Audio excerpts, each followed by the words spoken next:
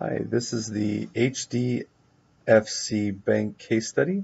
My name is Greg Deckard, and I did have some contributions on this from Jeff Lohman. I did list some important facts here. I'm not going to read through them. If you want to, please feel free to pause this as this goes along and browse through. Issue 1 that I have is, how does HDFC ensure the security of an online transaction while still keeping customer convenience a priority? These are my courses of action, and I'll go through these one at a time. My first one is to require that customers answer security questions when logging into the system from an IP address not already associated with the account. This would actually be helpful in that it would help establish a base of login locations to help improve the adaptive risk modeling. Con of this would be that customers could become frustrated if they have a dynamic IP at home or at work, then they would be required to answer the security question every time they log into the system. And this one is actually part of the secure that I'll mention here in a moment. And this here, a customer would receive an email message if their bank processed the transaction in their account from a business or organization where they had not yet made a purchase. This would obviously let someone know if their account's being used fraudulently, but some customers don't like to receive email, and they might find it overwhelming, especially if they travel. This course of action was kind of wordy, so I had to separate it out a little bit. But essentially with this one, rather than the bank send an email with information, I would suggest that the bank would send an email to a user to say, go check your online account with no links, no anything in there. And then the user would simply go log into the account, if it's hdfc.com, whatever, and then go in, and all their messages would be within their system. That would be excellent in terms of eliminating phishing and also avoiding viruses and fake links to fake websites.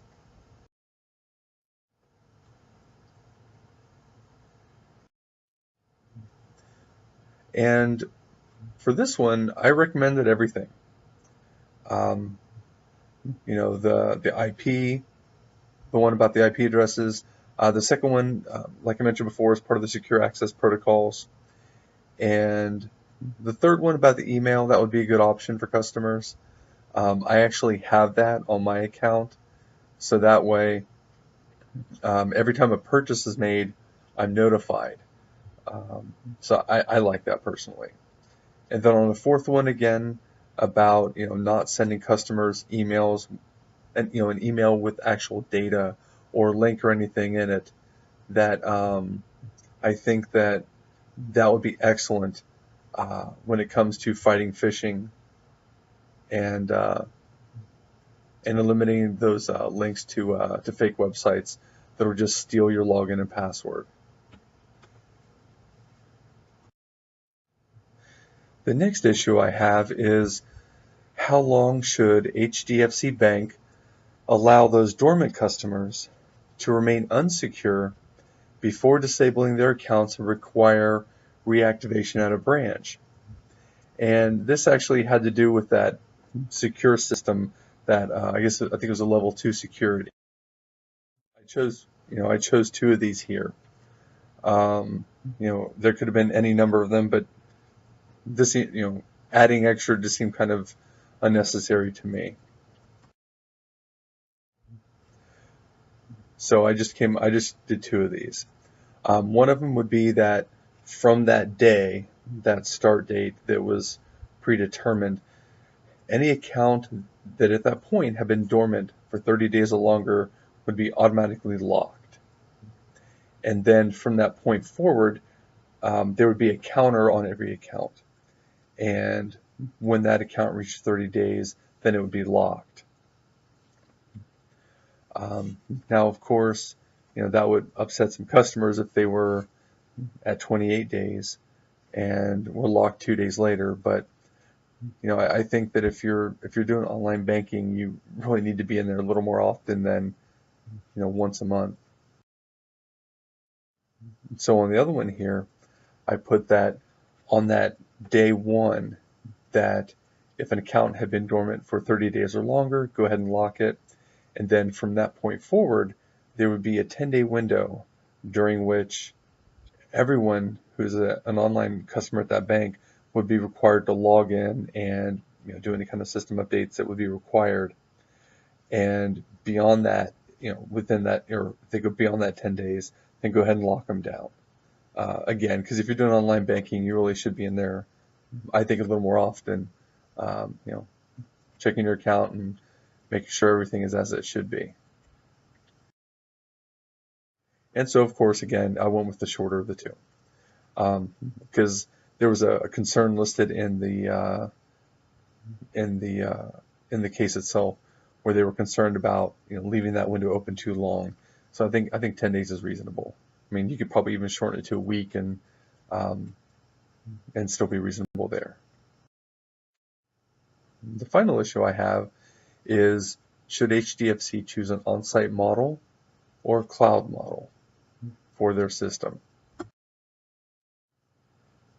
And of course, you can have a lot of different combinations of this.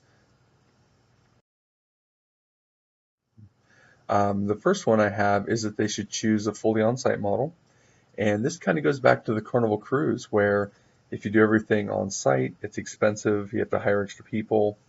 Of course, a pro is you control everything, but you do have to deal with the costs associated with that.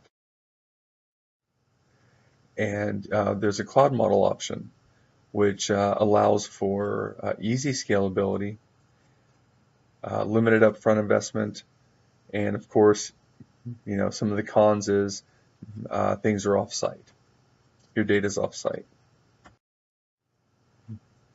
And then another one is that they could choose to house their online servers there at HDFC, and then push the authentication servers out to an IS vendor. A pro would be they'd still have some control over the process. A con would be that they would only have limited control over the processes and systems. And with this one, I pretty much knew from the beginning that I would recommend the cloud model. For one, its scalability is a big factor, but I would recommend that they do invest in the dedicated bandwidth. That way, they can ensure that their customers are at a certain level of performance. Because something that was mentioned in the case study was that internet connectivity at the time was sketchy. It wasn't that great, and so I think that the dedicated bandwidth would be very helpful to them.